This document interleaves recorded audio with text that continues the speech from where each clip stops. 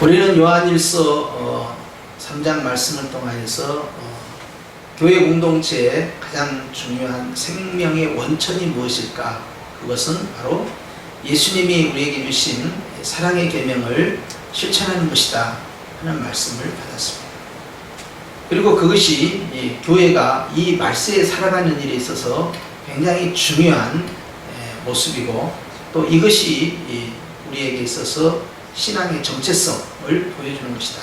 교회가 교회되고 교회가 더 아름답게 성장되고, 또 마지막 시대, 종말의 시대에 이 어려운 시기를 잘 이겨낼 수 있도록 하는 그 힘도 바로 이 사랑이라는 공동체에서 시작된다는 것을 깨닫게 해주셨어요. 그래서 교회의 방향은 항상 이제 이 사랑이 전제되는, 그리고 사랑 안에서 모든 것이 행해져야 되고, 그리고 사랑이야말로 가장 가치 있는 주제다 하는 것을 주님은 강조하신 것입니다. 그러면서 이제 4장에 가면서, 왜냐면 4장 1절에서 6절 말씀을 통하여서 이제 그런 사랑의 공동체 안에 불순물을 뽑아내야 되겠다. 거짓을 뽑아내야 되겠다. 비슷하지만 똑같지 않는 것을 뽑아내야 되겠다. 그것은 먼저 영적인 것에서 뽑아내야 되겠다. 문화를 통해서 들어오고, 생활을 통해서 들어오고, 이제 삶을 통해서 들어오는 이 영적인 것들이 있다는 거예요. 근데 그 영적인 불순물을 교회 안에서 뽑아내는 것이 바로 영이신 하나님을 섬기는 영적 교회가 해야 할 하나님의 순결성을 유지하는 것이다. 그래서 말씀의 순결성, 기도의 순결성, 신앙이 순결해지려면 어떻게 하냐? 불순물, 더러운 찌꺼기들을 다 뽑아내야 된다. 근데 그 더러운 찌꺼기를 가져오는 그러한 영적인 이 방해자들, 그리고 영적인 그런 세력이 뭐냐 했을 때 바로 거짓의 영, 미혹의 영, 이렇게 이제 비진리를 이야기합니다.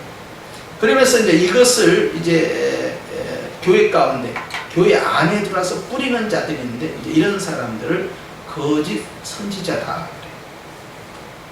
사도들 시대에도 선지자가 존재했지만, 이 선지자라는 이 직분은 초대교회를 통해서 이제 마감이 되고, 그 이후에는 선지자라는 이 직분 자체가 역사적으로 교회 안에 더 이상 존재하지는 않습니다. 그럼에도 불구하고 이제 선지자라는 단어를 쓴 것은, 선지자는 이제 하나님께 계시를 받아서 가져오는 존재이기 때문에, 거짓 선지자는 하나님께 자기가 계시를 받았다 주장하면서 가져오는 악한 세력이다 하는 것을 강조하기 위해서 선지자와 거짓 선지자를 이제 서로 비교해 놓은 거예요. 사랑하는 자들아, 영은 다 믿지 말고 오직 영들이 하나님께 속하였나 분별하라. 따라서 합시다. 분별하라. 하나님이 주신 그 여러 가지 은사 가운데에서 고린도전서 12장에 보면 7가지 은사가 나타나는데, 그 가운데 영분별 은사가 있습니다. 영분별 은사라는 것은 아주 높은 차원의 신앙의 수준에 있는 사람들이 받는 단계입니다. 그래서 우리가 위조 지폐를 보고 이것이 진짜인지 가짜인지를 사용하는 사람도 잘 몰라요. 은행에 있다고 해서 다 아는 게 또 아닙니다. 그것만을 전문적으로 감별하는 사람들이 있어요. 감별이 안 될 때는 기계를 이용하기도 하죠. 그걸로 다 걸러내는 거예요. 그 기계로 걸러내는 그 기준치가 바로 바이블입니다. 성경이에요. 성경을 통해서 다 걸러내죠. 그리고 그것을 걸러내는 그 감별사는 하나님의 말씀, 그리고 영적 세계를 잘 이해하는 사람이에요. 그렇기 때문에 영 분별을 하는 단계는 이제 낮은 단계가 아니고 굉장히 높은 단계입니다. 이제 초대교회는요, 굉장히 폭발적인 은혜가 임하기 시작해요. 오순절 성령 강림 사건 이후로 성령의 은사가 물붓듯이 부어지기 시작합니다. 고린도 교회 같은 경우는 예배를 드릴 때 실제 방언의 은사, 예언의 은사, 이런 것이 아주 흔하게 공중 예배 가운데 드러나기도 했어요. 그래서 방언을 하게 되면 이제 통변하는 사람이 다시 일어나게 되고, 예언을 하게 됐을 때도 마찬가지로 것을 해석해 주는 사람이 있죠. 그럴 정도로 은사라는 것은 굉장히 이제 풍성하게 나타나는 것이 초대교회 사역이었고, 그 사역을 통해서 초대교회가 그 은사와 능력을 통해서 복음을 전파하고, 또 교회 공동체가 그걸로 인하여 하나님과의 관계가 더 강화가 돼요. 그러니까 굉장히 교회가 역동적인 것이죠. 자, 그런 상황에서 이제 이 거짓의 영, 이제 등장하는 거죠. 거짓의 영을 걸러내는 이 필터링을 할 수 있는 사역자들이 있었어요. 말씀을 통하여 한번 걸러내고요, 기도를 통하여 걸러내고 하는데, 그것은요 학습으로 된 것이 아니고요 충분한 훈련이 전제되어야 됩니다. 말씀과 기도에 충분한 경험과 훈련이 있어야 되고요, 하나님 앞에서 자기 자신이 그 감별하는 감별자가 깨끗해야 돼요. 그래야만 이것을 걸러낼 수 있어요. 그렇지 않냐면 구약의 시대 때 얼마나 많은 거짓 선자들이 등장했어요. 근데 거짓 선자들은 자기가 거짓말 하는지도 모르고 거짓말을 합니다. 심지어는 예레미야 시대 때 시드기야 왕이 있었던 그 시대에 예루살렘이 멸망할 것에 대해서 엉터리로 예언하는 400여 명의 거짓 선자들이 있었는데요, 그것에 대해서요 우리는 이제 알아야 돼요. 그것이 어떻게 작동했는가. 그 자들이 가지고 있는 마음 자체가 깨끗하지 못한 것이 첫째였고요, 두 번째로는 미혹의 영을 하나님이 허용을 해줍니다. 그래서 더러운 자들에게 더러운 영이 임하는 거예요. 그래서 거짓말하는 영을 이제 역사하도록. 그래서 그들이 분명히 신을 받았는데 어떤 신이냐, 더러운 신을 받는 거예요. 그러면서 거짓말 예언하는데 자기는 거짓말이라고 생각하지 않아요. 그러기 때문에 예레미야의 뺨을 때려버린 겁니다. 귀싸대기를 때리면서 어째서 우리가 거짓 예언이라고 하냐, 이렇게 합니다. 그래서 주님이 예언이라 하는 것은 그것이 성취가 되었을 때 증명이 되는 것이다, 그거 항상 강조하는 거죠. 그래서 입에서 선포된다고 이루어진 것이 아니라 하나님께 받은 그 예언은 반드시 이루어지는, 성취가 되는, 완성이 되는 그러한 결과까지 가야만이 그 예언이 옳다라고 한 거예요. 구약에 나타난 내용들은 예언서입니다. 이 예언서가요 신약에서 성취가 돼요. 그렇기 때문에 사복음서에 보면은 그런 내용이 많아요. 이것은 구약 성경의 어떤 부분에서 말씀하신 것을 이루기 위하십니다. 이런 부분들이 계속 반복됩니다. 계속해서 끝까지 예수님의 십자가의 죽으심과 또 가상 7원, 십자가에서 하신 말씀까지 전부 그 안에 다 구약에 있는 내용을 그대로 적용하기 시작합니다. 구약의 예언이 성취되었다는 걸 강조하는 거예요. 그래서 예언된 구약이 신약을 통하여서 완성이 됨으로써 이제 하나님의 선포된 말씀이 어떻게 완성되는가를 보여주는 거죠. 예수님께서 또 그걸 의식하시면서 사역을 하신 거예요, 전부 다. 그렇기 때문에 하나님께서 우리에게 주시는 여러 가지 신령한 은혜 가운데서 진짜와 가짜를 걸러내는 훈련이 되지 않으면 언제나 함정에 빠질 수 있는데, 첫 번째 문제가 뭔가 하니 그것은 말씀을 가르칠 때 거짓 말씀이 들어요. 교리적 거짓 예언입니다. 교리적인 거짓은요, 그것은 이제 유대주의에 묶여있는 자들, 즉 행함을 통해서 구원받는다는 걸 강조하는 자들이었어요. 이들이 늘 사도 바울과 갈등을 겪습니다.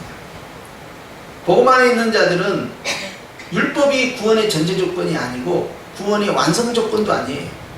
오직 구원의 전제 조건과 완성은요, 오직 믿음 하나 외에는 아무것도 첨가하지 않았어요. 그렇게 한 이유가 뭐냐? 그것은 바로 오직 예수님만이 영광을 받으시고 하나님이 다 하셨다는 걸 강조하기 위함이에요. 아무도 자랑하지 못하게 합니다. 마찬가지로 사도 요한 또한 주님 앞에서 참과 거짓을 나눌 때 예수가 아닌 다른 것을 자꾸 말하려고 하는 세력들이 있다는 거예요. 그렇기 때문에 우리가 속아서는 안 될 것이, 하나님이 예언의 은사도 주시고 방언의 은사죠, 통변의 은사를 주고 각가지 신령한 치유의 은사를 주신다 하더라도 그 은사가 그 사람을 확인시켜 주는 게 아닙니다. 그 은사가 그 사람의 구원을 확정해 주지도 않습니다. 그 은사가 그 사람이 하나님 편이라는 것도 확정하지도 않아요. 왜 그렇습니까? 얼마든지 하나님과 상관없이 귀신들을 쫓아내고 병든 자를 고치고요, 많은 권능을 행할 수 있기 때문에 그래요. 그런데 예수님께서는 내가 너희를 알지 못한다 그랬어요. 은사는 왜 생기느냐? 그것은 복음을 전파하기 위해서, 전도하기 위해서 주신 거예요. 목적을 분명히 해야 됩니다. 주님이 약한 자를 고치시고 병든 자를 치유하시고 귀신을 쫓아내고 많은 권능을 행하는 것은요, 오직 하나님의 나라를 전파하고 내가 메시아라는 것을 드러내기 위한 목적이었어요. 하나님의 나라의 시작은 항상 예수님을 드러내고 성령 하나님께서 이 땅에 오신 목적도 바로 딱 한 가지입니다. 진리의 영이신 성령님이 이 땅에 오신 이유는요, 은사를 주기 위한 목적이 아니었어요. 그 은사를 통하여서 땅끝까지 이르러 예수의 복음을 증거하기 위해서. 성령님은 예수님을 나타내는 영입니다. 예수의 영이신 성령 하나님께서는요, 예수님이 하신 일과 예수님에 대해서 소개하고 싶은 거예요. 그것이 바로 성령 하나님. 그래서 성령 하나님은 전도의 영이고요, 말씀의 영인데요, 성령 하나님이 오신 목적은 분명히 하나라는 거예요. 바로 예수, 그분을 드러내기 위한 목적입니다. 그렇기 때문에 사도 바울도 우리가 십자가 외에는 자랑할 것이 없다, 또는 내가 예수 외에는 아무것도 자랑하지 않는다 하는 것은 같은 맥락입니다. 그렇기 때문에 교회에서 알아야 할 것은, 교회가 여러 가지 활동을 하고 교회가 각가지 신령한 은사가 있고 또 여러 가지 다양한 프로그램을 통해서 훈련을 받고 하는 이 모든 과정들이 딱 하나를 향해서 가야 된다는 거예요. 그것은 예수 그리스도, 그분을 나타내고 드러내는 것. 그분이 우리에게 하신 일, 십자가의 죽으심과 부활하심이라는 복음을 전파하기 위한 목적 외에 다른 것이 있어서는 안 된다는 거예요. 교회가 왜 부흥해야 됩니까? 여러분, 교회 부흥해 주세요 막 기도하잖아요. 교회가 왜 부흥해야 됩니까? 왜 부흥해야 되죠? 혹시 교회가 부흥해야 된다 이것이 혹시 주님 나 부자 되게 해주세요 이거하고 맥락이 같습니까? 큰일 날 일이죠. 교회가 부흥하고, 교회가 건강하고, 교회가 성장하고, 교회가 잘 훈련되고, 교회가 계속적으로 생명력이 넘치고 사랑의 공동체를 유지하는 목적이 있어요. 항상 목적 지향적 교회입니다. 그것은 바로 예수 그리스도를 나타내고 드러내고 전파하기 위한 목적이에요. 예수 그리스도를 닮아가는 것도 예수 그리스도를 드러내기 위한 목적이에요. 예수님 닮기를 원합니다. 왜 닮아야 되죠? 작은 예수가 되기를 원합니다. 왜요? 예수님의 제자가 되기를 원합니다. 왜요? 작은 예수가 되기를 원합니다. 왜요? 예수를 나타내고 싶은 거예요. 나의 삶을 통하여 소개하고, 나의 인격을 통하여 소개하고, 나의 생활을 통하여 예수님을 보여주고 싶은 거예요. 그것이 바로 하나님의 나라의 원리예요. 교회가 성장할 이유가 그겁니다. 개인이 왜 잘 돼야 됩니까? 영육간에 건강하고, 자녀와 자손들이 무탈하고 건강하고, 또 일이 형통하고 잘 열리고, 좋은데 취업하고, 좋은데 또 이제 사업장을 열고, 많은 이제 부를, 이런 모든 과정들, 성공이라는 모든 그 이유와 목적이 딱 하나예요. 그것은 바로 무엇을 먹든지 마시든지 다 무엇을 위해서라는 거예요? 하나님의 영광을 위해서라는 거예요. 그러니까 예수 그리스도를 나타내는 일에만 집중해야 한다는 것이죠. 주님, 내가 하나님 앞에서 부자 되기를 원합니다. 왜 네가 부자 되어야 되니? 그건요, 주님, 제가요 우리 교회에서요 11조를 제일 많이 해가지고요 주님께 영광을 돌리고 싶습니다. 이렇게 표현하세요. 주님, 저에게 물질을 주신 이 물건을 가지고 제가 예수 그리스도의 영의 말씀을 전파하기를 원합니다. 그래서 이 물건에 날개를 달고 복음을 땅끝까지 전파하기를 원합니다. 성령의 권능에 힘입어서 땅끝까지 전파한 것처럼 오늘날에 있어서 문화 가운데에서 복음이 전파될 때 물건이라는 것은 강력한 엔진과 똑같습니다. 그렇기 때문에 물건을 종말에 장악하는 자가 세상을 장악하는 자가 돼요. 결국 그 물건을 장악하기 위해서 666이라는 짐승의 표를 만들어낸 거예요. 그걸 통해서 그 짐승의 표를 받지 아니하는 자는 누구든지 사업을 못하게 하고, 그리고 그 사람들은 도시 문화에서, 문명에서 격리가 되기 시작합니다. 죽임을 당하든지 쫓겨나든지. 자, 이런 구조예요. 그렇기 때문에 물질이 하나님의 지배 가운데 있을 때는 선한 것이 되지만, 마귀의 지배 가운데 있을 때는 우리를 미혹하고 쓰러뜨리고 복음을 방해하고 신앙을 배신을 시켜서 은 30냥을 가지고도 얼마든지 예수를 파는 가룟 유다가 될 수 있다는 이야기죠. 그러니까 하나님의 생명책에 농명되지 아니한 자들은 다 짐승에게 경배하고 우상 앞에 머리를 숙이는 것이죠.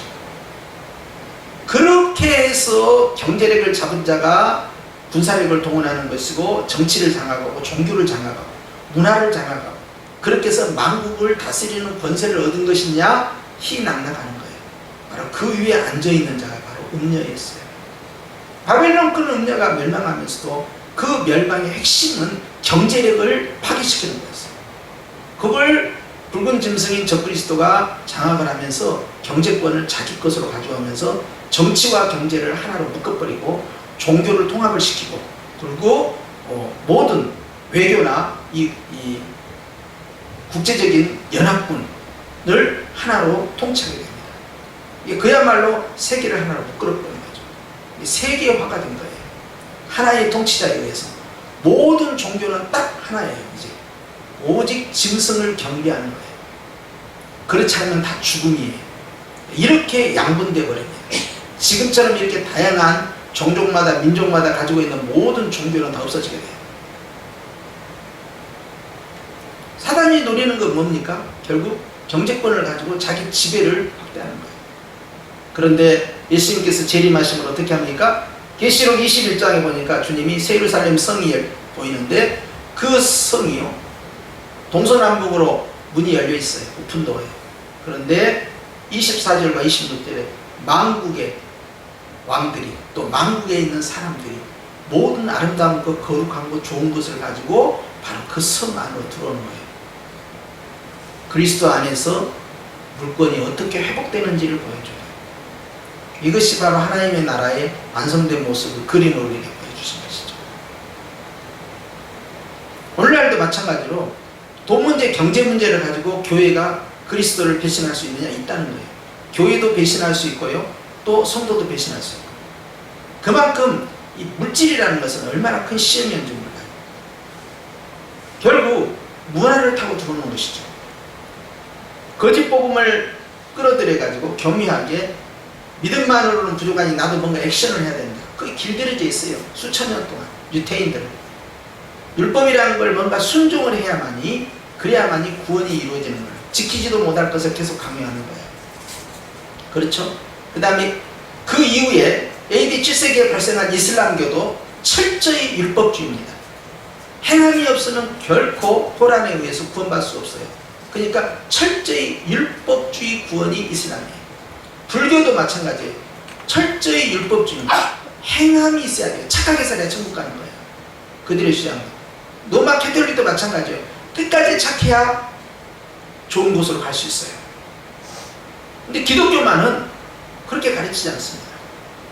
이 개혁교회는요, 초대교회 사도들이 가르친 것처럼 오직 믿음으로만 구원을 얻는 것이고 믿음 하나로 구원의 필요성과 충분성을 다 합쳐놓는 거예요. 구원 하나로 충분하다는 거예요. 이 믿음 하나로 구원이 다 완성이 된다는 거예요. 바로 그것을 가르치는 것이 성경 바이블이라는 거예요. 그런데 여기에다 고춧가루를 뿌리고 여기에다 양념을 치고 여기에다가 거짓을 살짝 끼얹는 거예요. 거짓교리가 난무하는 거죠. 그리고 이것을 강화하기 위해서 신령한 척 하면서 이제 예언을 받았다는 둥, 환상을 받다는 둥, 이제 무슨 주님이 이렇게 방언을 시키셨다는 둥 하면서 초대교회 미혹의 영이 들어옵니다. 이게 전형적인 신천지 방법이에요. 내가 당신을 만났는데 꿈속에 당신 똑같은 사람 만났어. 혹시 당신 방배동에 사신 분 아닙니까? 어떻게 하셨습니까? 주님께서 꿈에 말씀하셨어요. 혹시 집안에 아들 하나 딸 하나 있지 않았어요? 맞습니다. 그럼 그 아들이 지금 유학가 있죠? 예, 맞습니다. 틀림없네요. 어쩌면 꿈에 보면 그 얼굴 그대로 이렇게 신령할 수가 있을까? 그랬어요. 그런데 그 꿈에 주님이 말씀하셨어요.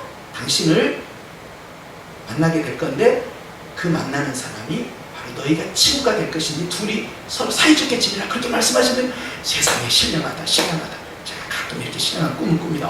그러세요? 우리 교회 한번 오세요. 어디에? 성형교회요. 그래요. 그러면 다음 주에 우리가 만나 이렇게 할 수 있다는 거예요. 신천지가 이런 전형적인 방법을 보거든요. 과거에 이런 방식을 썼어요.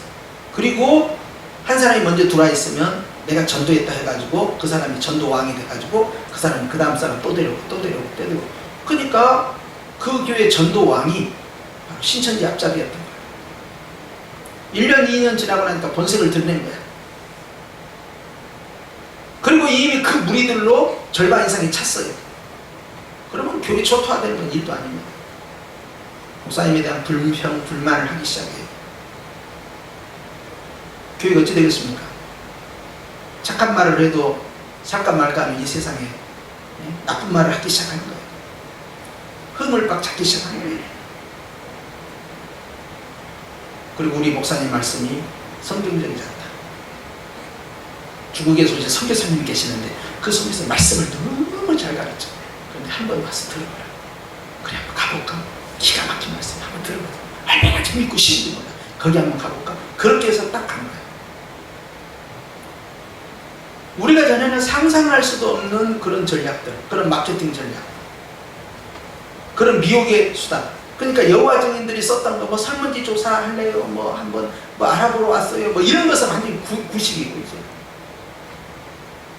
그리고 교회뿐만 아니라 일반 직장까지, 기업에까지 그런 식으로 노조 안에 침투해서 회사까지 뺏어가는 그러한 짓을 하고 있는 거죠.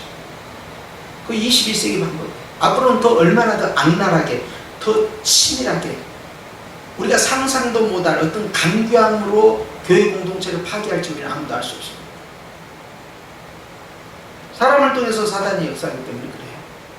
그런데 사단은 꼭 문화를 타고 들어오고요. 그리고 오늘 말씀처럼 영을 타고 들어와요. 은사, 신령한 척 하면서 들어오는 거예요. 그런데 이 영들을 분별할 수 있어야 된다. 낮은 단계가 아니고 높은 단계고요. 그리고 굉장히 훈련이 돼야 되고 말씀과 기도에 대해서 일정한 수준을 갖추고 있고 경험이 쌓여 있어야 돼요. 분별하지 못한 교회는 항상 당하게 됩니다. 두아드리아 교회나 버가모 교회도 다 마찬가지였어요. 에베소 교회는 잘 걸러냈지만, 그러나 걸러내기는 잘하는데 필터링을 잘 되는데 마음이 식어버려요. 그리스도를 향한 마음의 울림이 없어. 사랑이 식은 거예요. 그러니까 어차피 처음 사랑을 잃어버려요. 아무리 이단을 잘 걸러내도 에베소 교회는 그런 약점을 갖고 있었기 때문에 주님께서 노한 거예요. 가장 근본이 뭐라고 그랬어요? 요한일서 3장에 있는 것처럼 사랑이라니까요. 사랑의 공동체. 그리스도를 향한 설레임이 있어야 되고, 성도들끼리 섬기는 사랑의 희생, 봉사, 나눔이 있어야 되는데, 이 사랑이라는 주제가 딱 빠져버리니까 나머지를 아무리 잘해봐야 다 소용있는 거예요. 그러면서 두 번째 제시하는 것이 영들을 분별해라. 교회 공동체가 아무리 사랑으로 충만해도 이단보다 더 사랑이 충만한 데가 없다고 말씀드렸죠. 이단이기 때문에 더 사랑이 충만한 거예요. 좀 비유가 적절할지 모르겠는데, 결혼 7년차, 결혼 20년차, 결혼 30년차 되는데 서로가 배우자끼리 손을 잡으면 막 손이 그냥 전기가 짜르르 오고 그냥 막 설레임이 오고 그냥 보기만 해도 그냥 마음이 그냥 보고 싶고, 아침에 왔는데 저녁에 또 보고 싶고 막 그러고 있습니까? 사실 그건 아니잖아. 그걸 정상이라고 주장하는 분들도 있지만 내가 봤을 땐 그건 일반적 상황은 아니에요. 그런데 나이가 들어서도 40이 되고 50이 되고 60이 되고 하는데도 보고 싶고 또 보고 싶고 손잡으면 정이고 그런 관계가 있다 이 말이에요. 불륜 또는 지금 방금 사귄 사람 마음이 흔들려서, 그러지 않은 곳에 일반적으로는 그게 일어날 수 없어요. 그런데 교회가 어느 정도 안정되어 들어가려고 할 때 이단의 영이 딱 들어오는 거예요. 그런데 주님은 그걸 자꾸 분별을 시키는 거예요. 계속해서 이제 걸러내는 작업을 해야 돼요. 불순물을 제거해야 돼요. 이 사랑의 공동체를 파괴한단 말이에요. 미움을 심어, 의심을 심어가지고 분열을 시키고 이 안에서 갈등을 유발하고, 그리고 참인데 그것을 거짓으로 만들어버리고, 그러니까 계속해서 가짜 뉴스를 양산해내고 그것이 진짜인 것처럼 여러 사람을 꼬시가는 거예요. 그리고 마음을 다 해집하는 거예요. 하지도 않았는데 이간질 시키는 거예요. 얼마든지 교회 안에 이런 공동체, 사랑의 공동체를 깨버리는데 주님과의 사랑의 관계도 깨버리는 것이 있다. 그게 뭐냐? 분명히 성경을 가지고 이야기를 하는데 예수가 나타나잖아요. 예수가 알파요, 예수가 오메가가 돼야 되는데 예수님이 주인공이 아닌 거예요. 예수님의 주인공의 자리에 교회를 딱 앉힌 데가 있어요. 교회. 예수님의 자리에 교회를 딱 앉혀. 그게 로마 캐톨릭이에요. 그리고 그 교회의 수장이 이거야. 그게 교황이에요. 교황은 아무것도 아니에요. 교황은.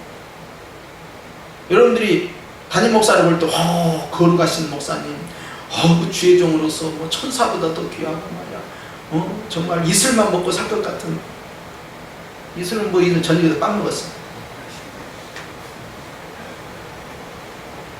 교황도 다 화장실 가요. 똑같아요. 달라가 아무것도 없어. 주님 앞에서 완전 죄인이에요. 오히려 더 죄인이야. 알고 지은 죄니까. 이게 겉으로는 저 목사님은 너무 훌륭한 것 같다. 저 목사님은 정말 정의로운 분이다. 저 목사님은 정말 깨끗하는데, 여러분 그것은 눈에 보이는 것이, 눈에 보이는 것이 전부가 아니에요. 그 속을 열어보면, 그 마음을 열어보면, 그의 과거를 열어보면, 그의 은밀한 부분을 열어보면 하늘나라에서 뒤집어질 일들이 엄청 많아요. 나는 최근에 그 이야기를 듣고 내가 까부러질 뻔했어. 내가 이 이야기를 평생 못할 것 같아. 내가 이 이야기를 평생 할 수가 없을 것 같아. 이 이야기를 하면 한국교회가 뒤집어질 것 같아. 내가 그런 이야기를 들었어. 와, 그게 사실입니까? 놀랬어요. 속고 사는 거예요, 정말. 뭐가 진짜인데? 뭐가 진짜예요? 나 주기철 목사님을 좋아하는데 성이 같아서 좋아한 건 아니에요. 응? 끝까지 한 길로만 가시니까. 그 정의로움 앞에서. 응? 대나무처럼 아주 꺾어지지 않냐는 그 절개 있는 신앙 때문에 좋아하는데. 자, 주기철 목사님 하나님 앞에서 딱 폈을 때 흠이 없을 것 같습니까? 그의 마음이 얼마만큼 깨끗할 것 같아요. 우리가 모르는 내용들이 많아요. 자, 주 목사님이 그러시다면 다른 분들은 말할 거 있어요? 누구 대봐요? 손양원 목사님 한번 까볼까요? 주님 앞에서. 상대적으로 좋은 것뿐이에요. 그러니까 사람을 높여서는 안 된다는 이야기예요. 칭찬은 하되 거기까지예요. 허물맞고 거짓투성이고 모순되고 은밀한 것이 많고 회개도 안 한 것도 많고 엉터리 같고 그런 모순덩어리 같은 아브라함을, 이삭을, 야곱을 들어서신 그 하나님은 위대하시도다 이거예요. 엉터리 같은 이 주목사를 하나님이 이 강단에 세워서 목사랍시고 여기서 말씀을 전하게 하시는 우리 주 예수 그리스도는 높으시도다 이거예요.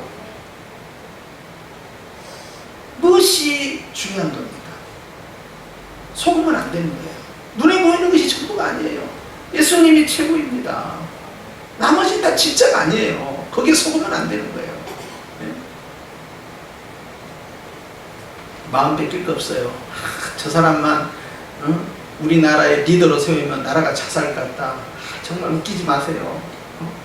저 사람만 우리 교계에 정말 저 높은 자리에 앉혀놓으면 정말 바르게 될 것 같다. 아이고, 제발 그러지 마세요. 모든 것을 다 내려놓고 모든 것을 다 버리고 모든 것을 다 주님 앞에 헌신해서 저건 정말 진실하다. 그것은 나와 비교했을 때 그런 거예요. 하나님의 밝은 빛 앞에서 딱 내려놓으면요 엉망진창인 거예요. 그렇기 때문에 사단은 허다한 허물을 덮고 가는 거예요. 그냥 예쁘게 가준 거예요. 말 안 듣는 자식이 이쁘긴 뭐가 이뻐요. 그런데 내 자식이니까 사랑하니까 그냥 무조건 이쁘다고 덮어. 잘못해도 덮어버리고 모순돼도 덮어버리고 이렇게 가는 거 아니에요. 그래서 사랑이 위대한 것이지 실제 문제가 없는 건 아니다. 교회도 마찬가지예요. 교회에 얼마나 많은 문제가 있어요. 막 이거 들춰내봐요 그냥. 율법의 칼날로 막 난도질하고 정의가 어쩌다는 둥 뭐 이렇게 하면 안 된다는 둥 뭐 교회가 말이야 바로 세야 한다는 계획을 한다는 막 내려치면서 말이야 막 까기 시작해봐요. 살아남지 못해. 어떤 교회도 살아남지 못해. 전 세계 어떤 교회도 우리가 한번 까기로 작정하면 얼마든지 후벼 까버릴 수 있어요. 예수님도 당했어요.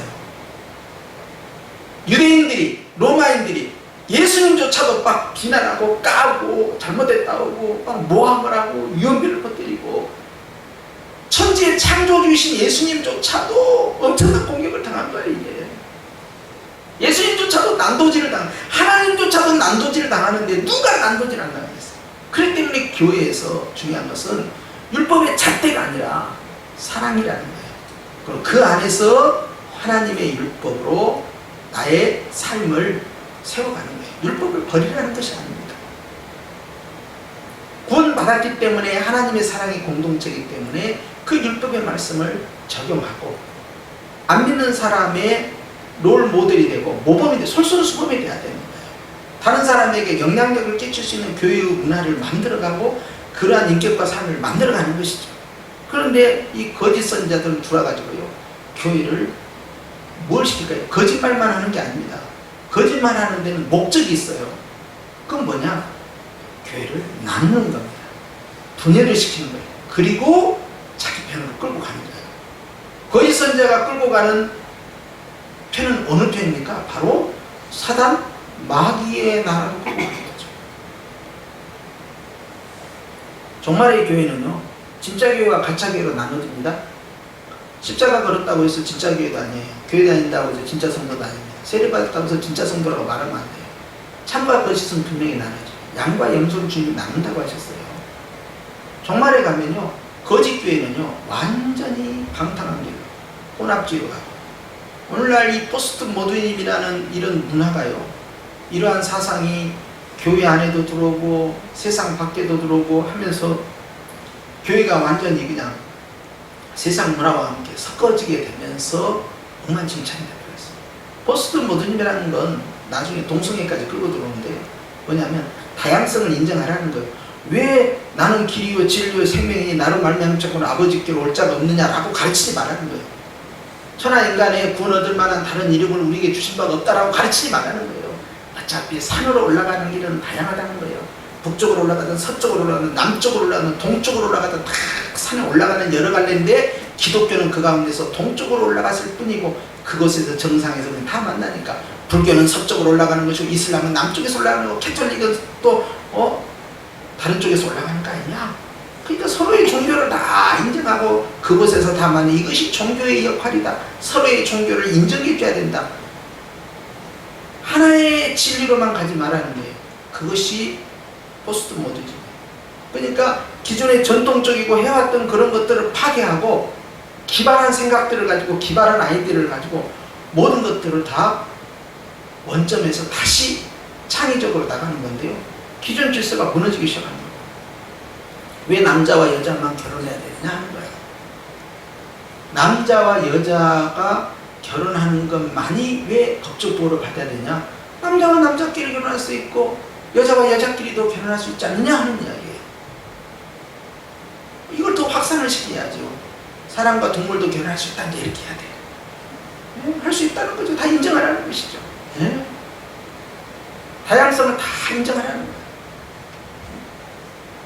어떻게 해서 그런 것들이 교회 안에, 어떻게 해서 동성연애가 이 사회 안에 들어왔는가를 이렇게, 특별히 동성애는 거기에다가 이 사회주의적인 이념이 들어갔잖아요. 사회주의 이념이 뭐예요?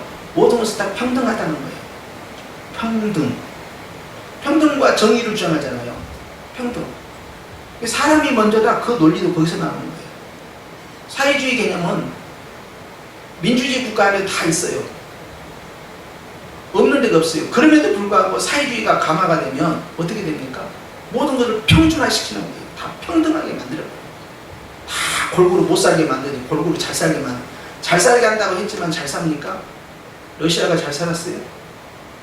중국이 지금 비행기 도입부가 없습니까? 북한은 어떻습니까? 비행기 도입부가 다 잘 살고 다 못 살고가 아니에요. 지배계층만 잘 살고 평양 시민만 잘 살고 나머지는 다 무너져 내리는 거예요. 아무것도 아닌 거예요. 당원이 돼야만이 생존권을 보장받을 수가 있어요. 자, 그런 사회입니다. 그나마 북한은 변형된 집단 아닙니까? 1인 독재국가예요. 거기는 정상적인 마르크시즘에 의한 공산주의 국가가 아니에요. 개인 독재가 3대까지 이어지면서요, 전혀 다른 모습의 자기들만의 공산주의 문화를 만들어낸 거예요. 옛날 왕조 시대와 같이 1인 지배계급으로 내려가는 거죠. 그런데 동성연애도 마찬가지죠. 들어와서 어떻게 합니까? 동성연애 평등하다는 거야.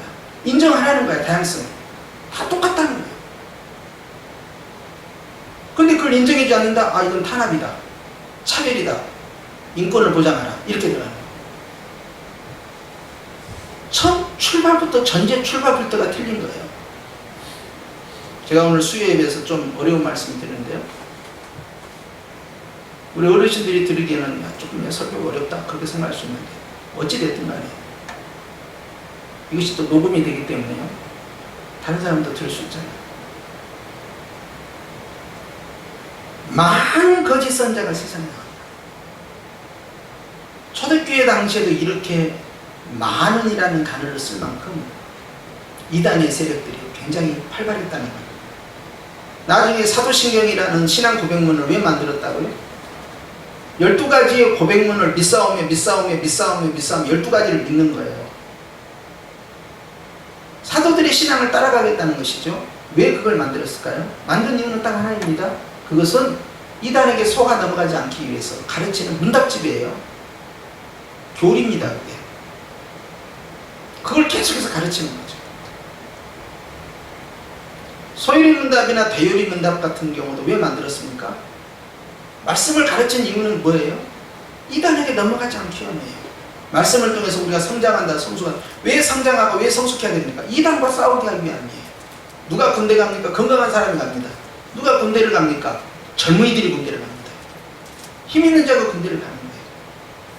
왜 건강해야 됩니까? 왜 성장해야 됩니까? 왜 힘이 세야 됩니까? 싸우기 위해서 그런 거예요. 그래서 교회는 전투적 교회다 그래요. 거룩한 교회이면서 또 사도적인 교회이면서 그리고 말씀을 전파하는 교회이면서 그러면서 싸우는 전투적 교회예요. 영적인 전투와 또는 문화 속에서 들어오는 여러 가지 우리가 받아들일 수 없는 대표적인 것이 동성애 아닙니까? 이 동성애라는 문화와 싸우는 거예요. 이런 많은 거짓 선지자들이 세상에 벌써 나와서 활동하고 있다는 걸 경고함으로써 이제 사랑의 공동체가 해야 할 건 뭐예요? 영을 분별하고, 분별만 하면 뭐예요? 걸러낸 다음에 어떻게 해야 됩니까? 폐기 처리해야 될 거 아니에요? 쫓아내야 될 거 아니에요? 전투가 시작되는 거예요. 사랑의 공동체로 똘똘 물친 다음에 영적인 분별력과 영적 싸움에 매진하라는 이야기죠. 초대교회가 살기 위해서요. 앞서 말씀드렸지만 이단들이 사랑의 공동체를 잘 만들고 그 안에서 얼마나 사이좋게 지내겠느냐, 그런지 안 그런지까지 몰라요. 근데 겉으로는 그렇게 소문이 나 있어요. 이단 공동체가. 그런데 그 이단 공동체 안에 사랑에서 끝나는 것이 아니죠. 사랑의 공동체를 만드는 것은 예수를 드러내야 되는데 예수를 드러내지 않으니까 영분별을 해야 되죠. 이 공동체가 진짜냐 가짜냐,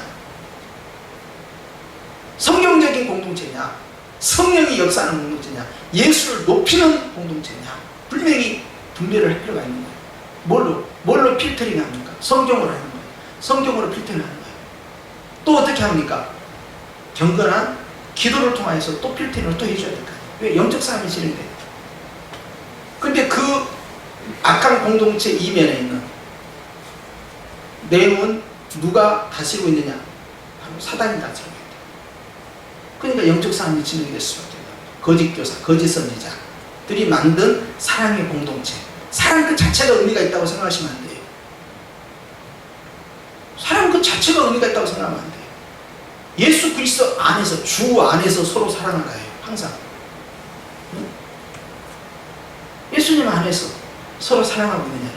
예수님 안에서 서로 사랑하는 공동체는 이제 영적으로 성장하고 성숙하기 위해서는 다 걸러내야 된다. 걸러내는데 그렇게 걸러내서 거짓을 걸러내고 가짜를 걸러내고 복음이 아닌 것을 걸러내서 그걸 버리라는 거죠.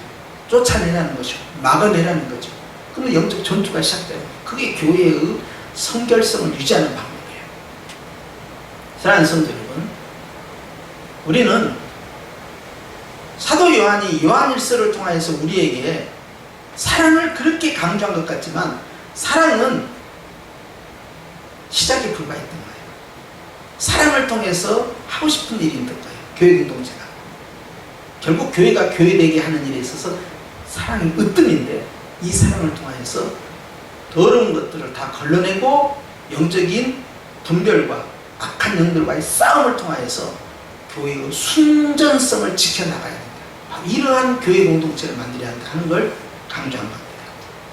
그래서 우리 교회도 마찬가지예요. 우리 교회도 부흥하고 또 성장하고 또 사랑으로 하나 되고 여기에서 중단돼서는 안 되겠죠? 우리가 왜 성경 공부를 하고 더 많이 기도하면서 영육간에 건강해져야 됩니까? 그것은 높은 단계로 성숙하기 위한 목적은 바로 영적인 분별력을 가지고 거짓을 가려내고 그리고 전투 현장에 나가서 싸워 이기기 위한 목적이에요. 왜? 건강하고 강한 교회만이 바로 전쟁에서 이길 수 있기 때문에. 왜 전쟁을 강조할까요? 예수님의 마지막 사역이 전쟁 사역이에요. 주님이 싸우시니 우리도 싸워야 돼요. 이 전쟁은요, 전부 계시록에 기록된 것처럼 끊임없이 예수님 오실 때까지 반복돼요. 내적인 전쟁부터 시작해서 교회적인 공동체, 그 다음에 문화적인 전쟁, 국가적인 전쟁, 세계적인 전쟁에 이르기까지 영육의 전쟁은 끊임없이 진행된다. 타락한 이후에 예수님 재림때가 이게 진행된다. 그래서 교회를 교회되게 만들기 위해서 교회는 사랑의 공동체 안에서 끊임없이 영분별과 영적 전투 싸움을 중단하지 말라. 이것이 교회가 완성돼가는 과정에 있는 소위 성화라고 하는 겁니다. 약간 어렵게 말씀드렸지만 그래도 괜찮아요. 왜냐하면 여러 번 반복하잖아요. 그러면 이제 조금 알아듣게 됩니다.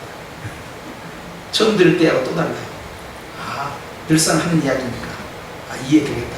처음에는 뭔 소리인지 모르겠다. 나중에는 알게 돼요. 내가 이제 그런 부분들에 좀 많이 젖어 있어야 돼. 이제 그 과정을 통해서 사도 요한이 말씀을 통해서 강조하는 내용이 무엇인가를 찾게 됩니다. 할렐루야.